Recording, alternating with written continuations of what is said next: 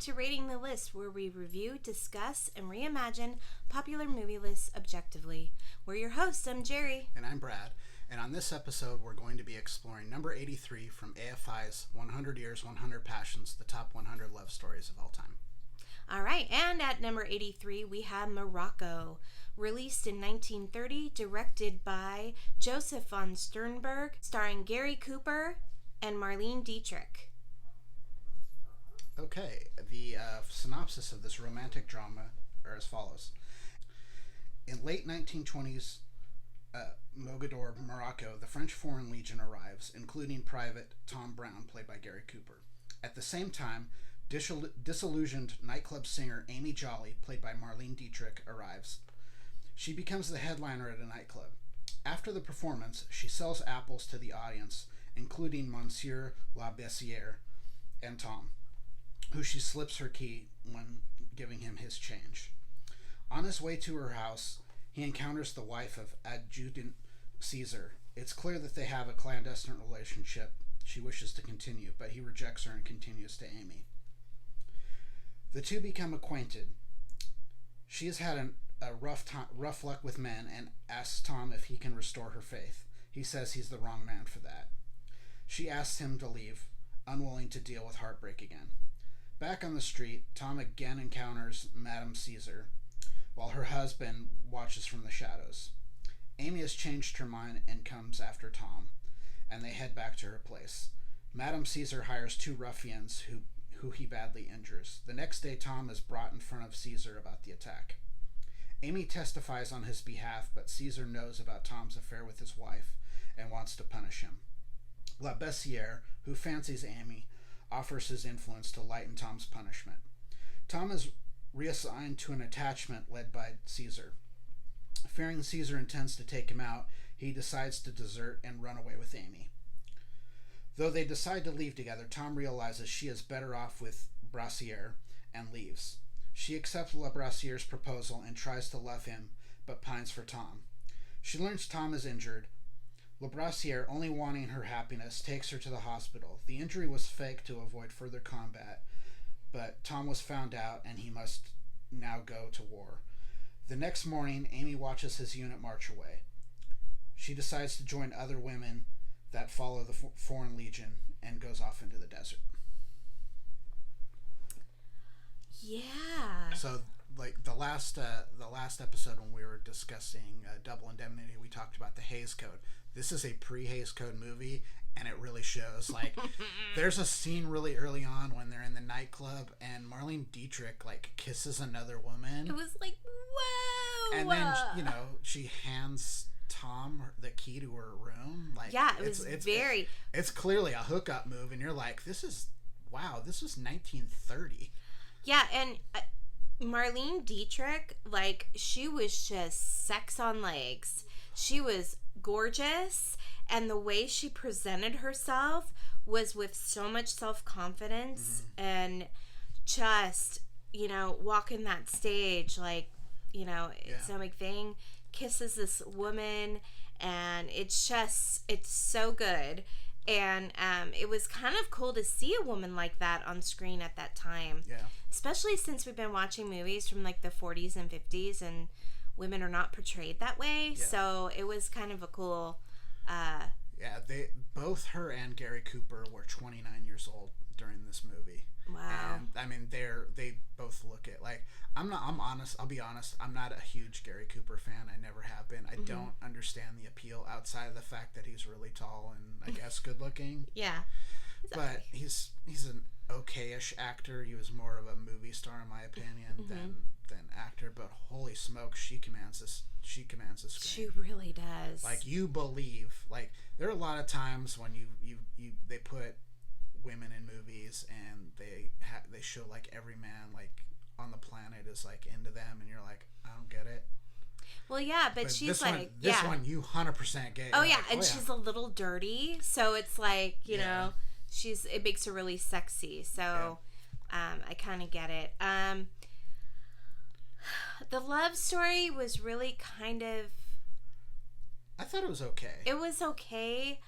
she really acted out of character at the end of the movie, which I did not like. Yeah, so basically, there were all these women that have been they basically just they're in love with these guys, so they follow the Legion wherever they go. They're basically like Legion groupies. They're like Legion groupies. I mean, I think some of them are actually wives. Yeah.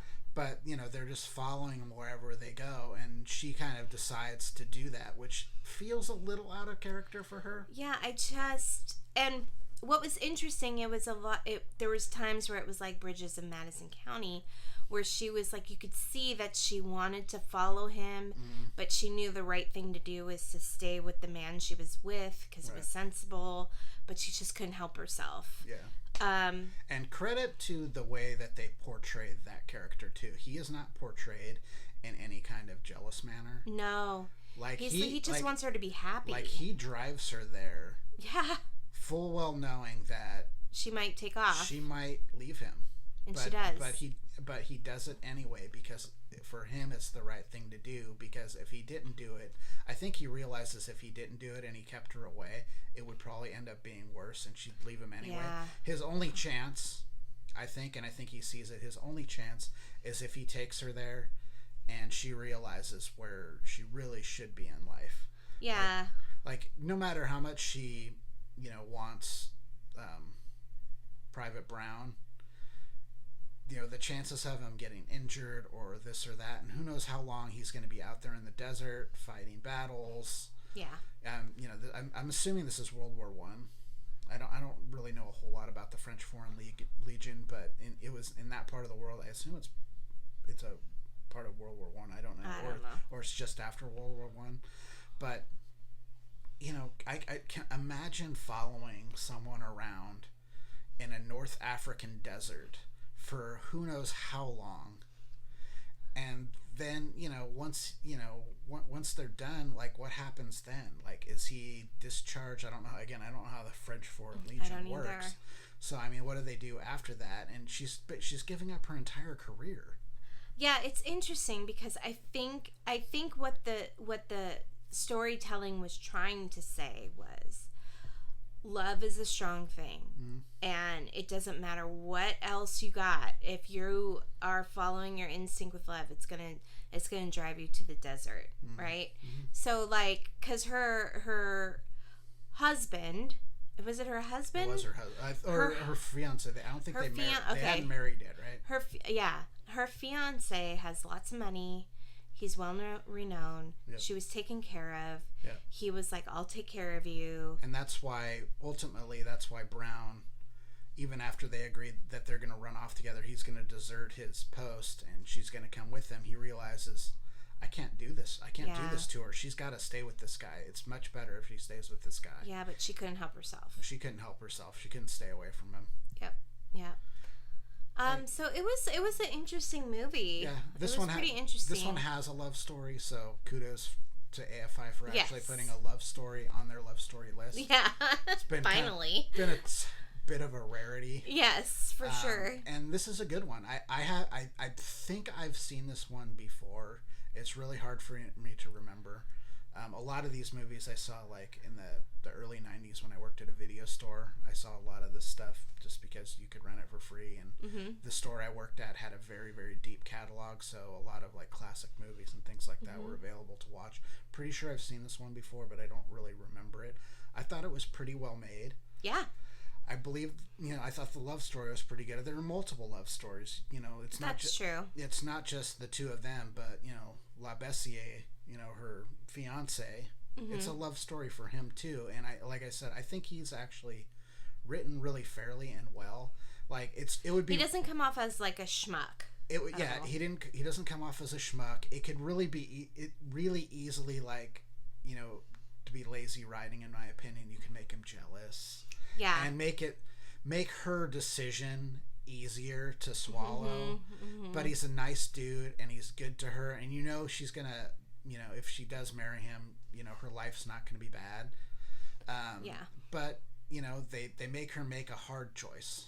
Yes. And I like that about the movie. I like when characters have to make hard choices. I don't like easy choices are easy choices because they're easy choices, and there's no drama with an easy choice. No, not at all. And you don't have any character growth with an easy choice. So yeah. I gave this one a 57. Jerry gave it a 54. The list, therefore, is 55 and a half. So, you know, and again, like a lot of the movies in this area, I think are going to be, our combined scores is going to be in the 50s for a lot of it. Yeah. You know, a lot of these movies, especially the old classic ones, really suffer from the diversity and representation for the most part. Actually, most of the movies on this list do, to be perfectly frank. Yeah, for sure. And that's one of our criteria. So a lot of films don't do a great job on that, and it tends to pull their scores down. So if you're wondering why we're giving a movie, you know, that we say we liked in the 50s, it's often because of that. Also that, and they don't have accurate representation of male and female character, too. Yeah, that happens too. That as well. All right, please like and subscribe, leave any comments, and we will see you next time. All right. I'm Jerry. I'm Brad. And we'll see you later. Rating the list.